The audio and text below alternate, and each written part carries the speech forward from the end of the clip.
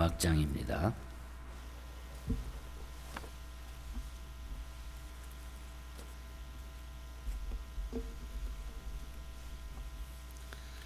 (10절부터) 제가 마지막 21절까지 봉독해 드리겠습니다. 10절부터 마지막 21절입니다.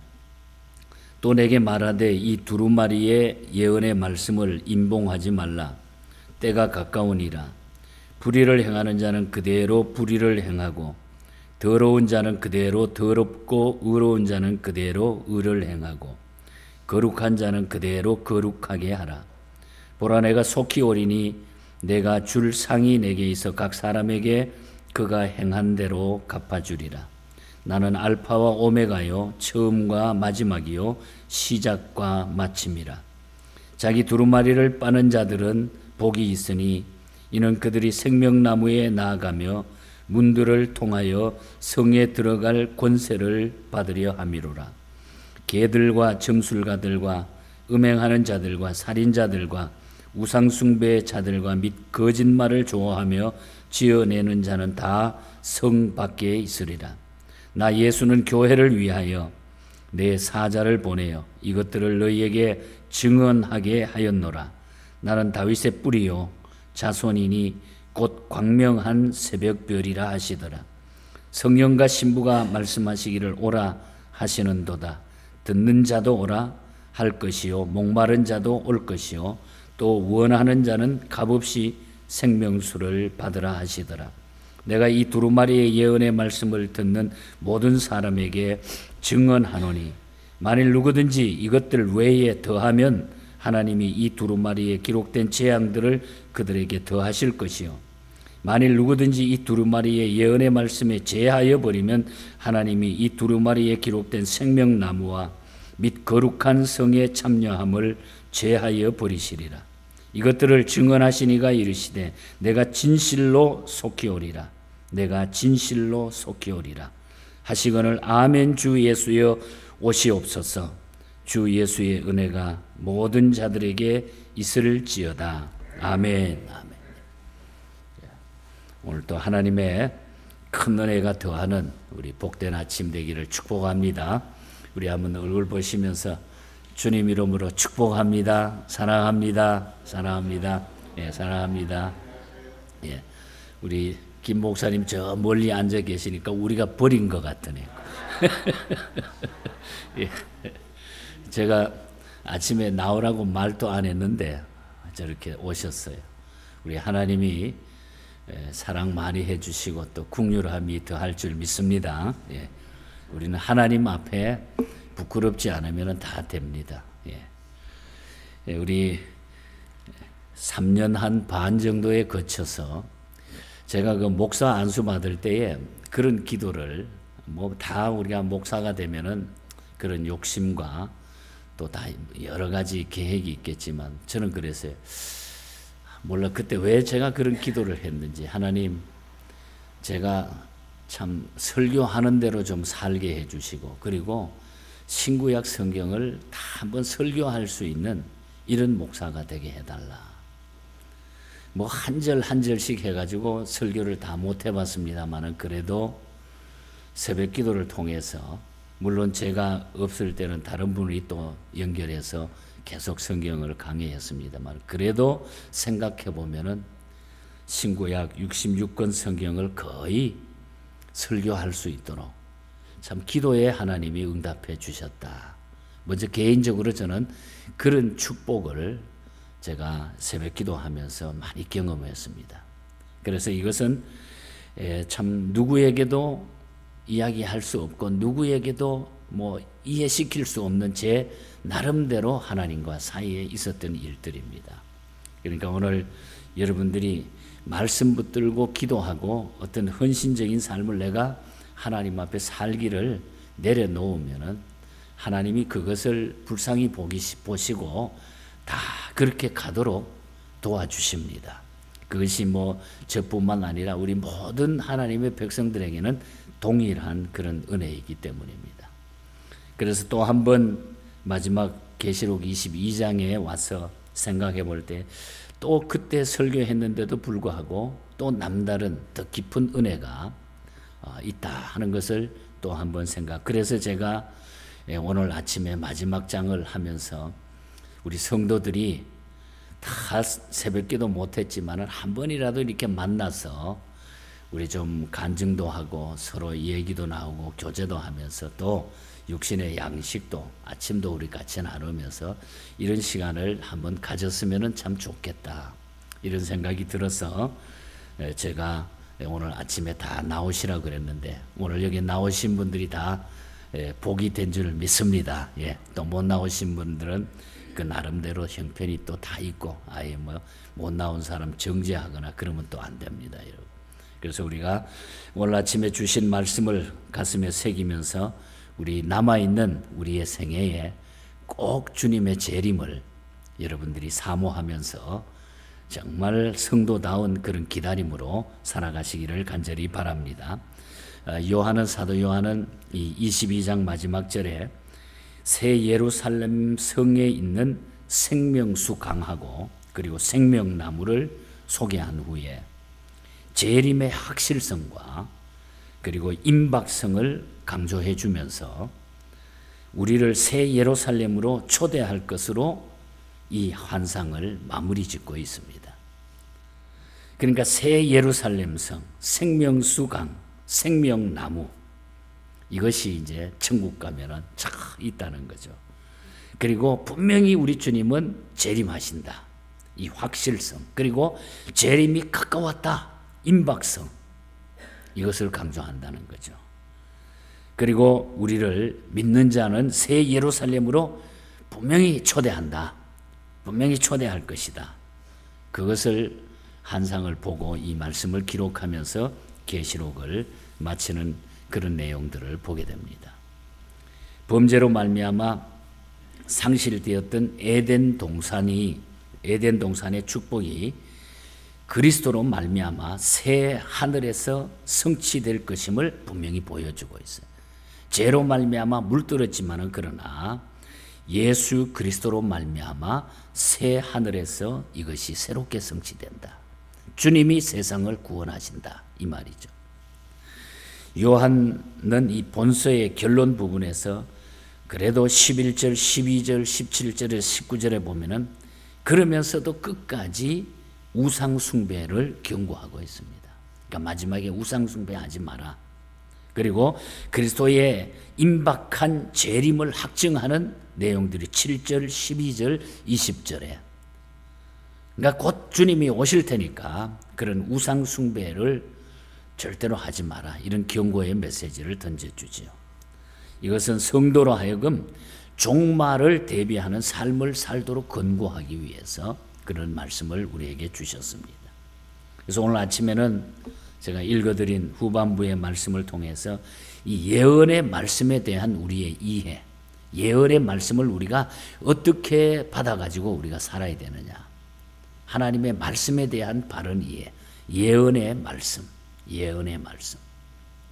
하나님의 말씀은 모두가 예언의 말씀입니다. 그래서 사도 요한은 이미 우리가 요한계시록 1장 3절에서 그랬잖아요. 예언의 말씀을 읽는 자와 듣는 자들과 그 가운데 기록한 것을 지키는 자들이 뭐라 그랬어요? 복이 있나니 때가 가까움이라. 예수님께서도 이런 말씀을 하세요. 너희가 성경에서 영생을 얻는 줄 생각하고 성경을 상고하거니와 이 성경이 곧 내게 대하여 증거하는 것이로다.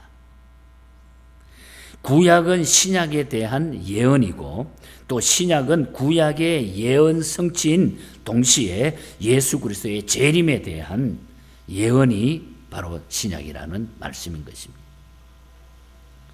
그래서 오늘 본문에 보면은 이 예언의 말씀을 너희들이 10절에 보니까 중요한 단어 하나가 나와요. 임봉하지 말라 그랬어요.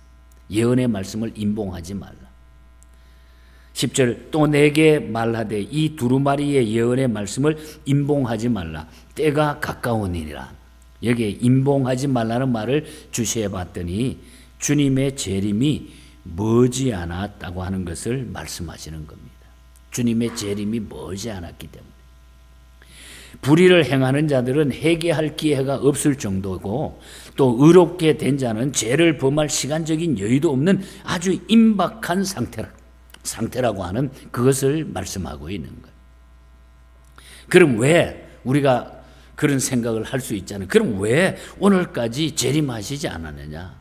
좀 빨리 오셨으면 얼마나 좋은데. 내가 제일 힘들 때 주님은 그때 좀 오셨으면 얼마나 좋아. 왜 재림하지 않았느냐?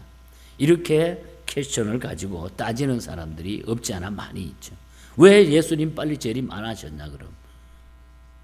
그 이유는 베드로 사도가 기록하고 있는 베드로 후서에서 분명히 그 답을 줍니다. 베드로 후서 3장 9절에 보면 주의 약속은 어떤 이들은 더디다고 생각하는 것 같이 더딘 것이 아니라, 늦은 것이 아니라 오직 주께서는 너희를 대하여 오래 참으심으로 아무도 멸망하지 아니하시고 다 회개하기를 이루기를 원하시느니라.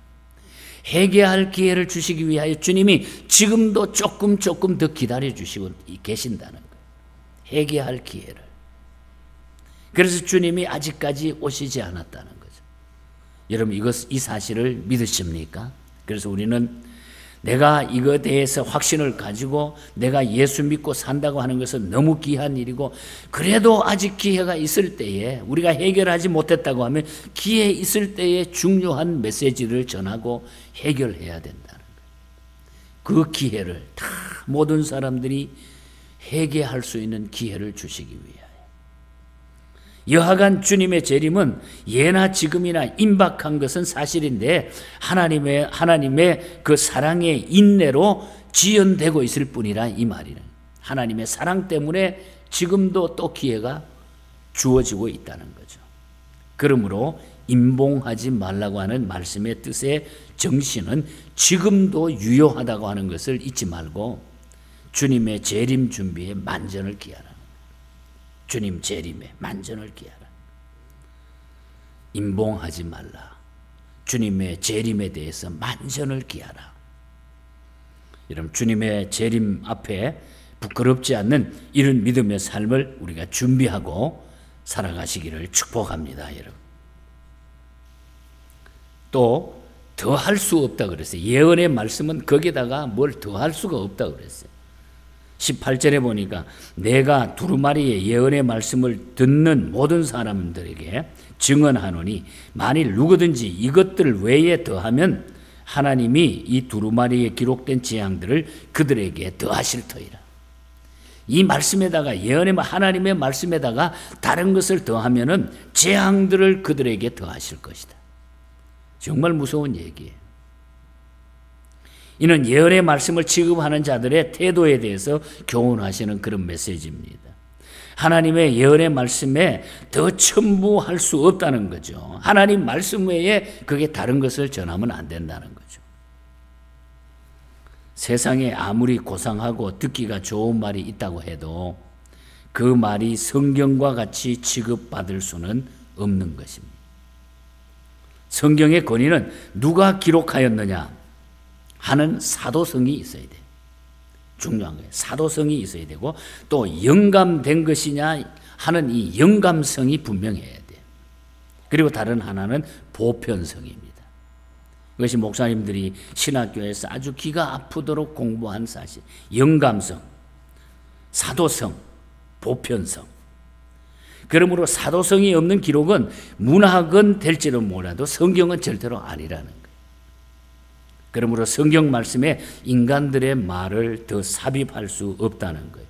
성경 66권만 예언의 메시지라는 거죠. 그래서 더 할 수 없다. 하나님의 말씀에 다른 것을 갖다 붙이지 말라는 거예요. 그 다음에 제할 수도 없다. 거기에서 빼지 말라는 거죠. 하나님의 말씀에서 빼면 안 된다는 거예요. 그 말씀을 그대로 받으라는 거예요. 19절입니다. 만일 누구든지 이 두루마리의 예언의 말씀에서 제하여 버리면 하나님이 이 두루마리에 기록된 생명나무와 및 거룩한 성에 참여함을 제하여 버리시리라. 너희가 그 말씀에서 빼버리면 너도 거기에서 제하여 버리라. 하나님의 말씀은 빼버리면 하늘에 올 수도 없도록 하겠다 하는 그런 말이에요. 하나님 앞에 올 수 없도록 내가 빼버린다. 너 이름을 빼버리겠다.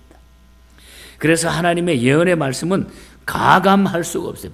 더할 수도 없고 거기서 뺄 수도 없다는 거죠. 있는 그대로 읽고 듣고 지키는 겁니다. 쉽게 말해서 창세기로부터 계시록에 이르기까지 그대로 믿고 그대로 받는 성도가 되는 것이 제일 중요하고 좋다는 거죠.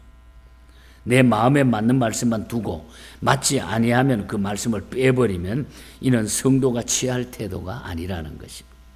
특히 구속 사업에 있어서 빼놓을 수 없는 그의 죽으심, 부활, 승천, 재림 같은 문제들을 성경에서 과감해가지고 성경 해석을 하면 더욱 많은 어려움이 따르게 되어 있다는 거예요. 여하간 선지자들과 사도들이 기록한 말씀을 가감없이 그대로 믿는 성도가 되는 것이 중요하다. 우리가 신학에 있어서 보통 우리가 나눌 때 크게 세 가지로 볼 수가 있어요. 자유주의, 신비주의, 나가서는 개혁주의 혹은 복음주의. 이 신비주의라고 하는 것은 뭡니까? 신비주의라고 하는 것은 하나님의 말씀에 거기다가 자기의 경험을 갖다 붙여가지고 말씀을 전하는 거예요. 내가 봤더니 어디 꿈에 봤더니 말이야 뭐가 어쩌고 저쩌고 말이야. 자기의 경험을 말씀보다 더 그냥 세게 전하는 거예요. 이거에 바로 신비주의입니다. 하나님의 말씀에 다른 걸 갖다 붙이는 거. 그래 내가 꿈에 봤는데 언제 주님이 오실 것 같아. 그래가지고 많은 신비주의자들이 예수님의 재림을 점쳤다가 날짜까지 했다가 전부 다 이루어지는 게 하나도 없잖아요. 그때는 막 그 신기하니까 사람들이 와 하고 따를 수가 있어요. 이거 아주 무서운 겁니다. 그리고 자유주의는 뭡니까? 자유주의는 하나님의 말씀에서 빼버리는 거예요. 빼버리는 거예요. 예수님이 물 위에 걸으신 사건, 그거는 그 바다에 갈릴리 바다에 돌멩이가 많아가지고 이렇게 짚고 넘어간 거예요. 그 별로 중요하게 동정녀 탄생, 어떻게 처녀의 몸에서 아이가 날 수 있어? 그래 다 빼는 거예요. 그리고 동성연애 날처럼 성경을 새로 쓰자는 거예요. 이게 바로 자유주의입니다. 필요한 것만 취하고 필요 없는 것은 다 뽑아내는 거예요. 말씀에서 다 뽑아버리는 거예요. 얼마나 무서운 겁니까? 이게 바로 자유주의. 지금도 교회들 가운데 자유주의 교회가 엄청 많아요. 한국에도. 전 세계에. 예수 믿는 것 같은데 교회 이름을 가지고 있지만은 이 자유주의 신앙 속에 사는 사람들은 그냥 너무 편해요. 적당하게 자기에 맞는 것만, 요것만 딱 골라서 하고 싫은 거는 다 뽑아버리니까. 예수 믿는 것도 쉽지요. 이게 자유주의입니다. 그러나 개혁주의, 복음주의는 우리 교회가, 우리 교단이 개혁주의, 복음주의인데 이거는 성경 그대로 66권을 그대로 믿는 거예요. 그대로. 과감 없이 성경을 믿는 것이 오늘 저와 여러분들이 지금까지 살아온 신앙의 형태라는 거죠. 얼마나 다행입니까, 여러분? 얼마나 감사해요. 사람이 아무리 훌륭하고 사람이 아무리 뛰어나도 여러분 하나님의 말씀에 플러스 해가지고 하는 것은 우리 인간을 구원하지 못하는 거예요. 하나님의 영광을 가리는 거지. 그래서 우리는 하나님의 말씀만을 믿고 따르는 이런 신앙으로 주님의 재림을 기다릴 수 있기를 바랍니다, 여러분. 하나님의 말씀은 변함이 없기 때문에 말씀대로 역사는 그대로 이루어지고 있는 거예요. 또 이루어질 겁니다. 예수 그리스도는 말씀대로 태어나셨어요. 말씀대로 죽으셨어요. 말씀대로 부활하시고 말씀대로 승천하셨어요. 그리고 말씀대로 재림하신다는 내용. 오늘 우리가 사도신경을 예배 때마다 고백하지만 그 사도신경 고백이 이 메시지를 나는 그대로 믿습니다고 하는 고백 아니에요. 예수님의 탄생, 예수님의 죽으심, 예수님의 부활, 예수님의 승천, 그리고 예수님의 재림, 나는 이것을 분명히 믿습니다. 동정녀 탄생을 믿습니다. 성령의 역사를 믿습니다. 내가 영원한 천국의 소망을 가지고 살아갈 것입니다 하는 것을 고백하는 거예요. 그 얼마나 우리가 감사해요. 그래서 사도신경을 고백하지 못하는 교회들이 있다는 거예요. 그리고 말씀대로 분명히 재림하신다고 하는 거예요. 다 이루어졌지만 이 사실 하나는 지금 우리가 기대하고 있는 거죠.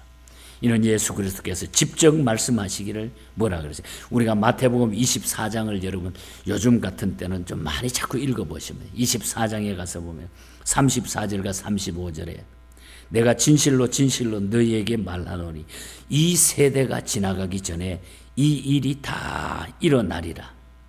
천지는 없어질지언정 내 말은 없어지지 아니하리라. 천지는 없어질정 내 말은 없어지지 아니하리라. 이 말은 분명히 이 예언의 말씀대로 우리 주님이 이 땅에 오시고 말씀한 대로 그대로 모든 것이 이루어진다는 거죠. 이 확신을 우리에게 주는 거예요.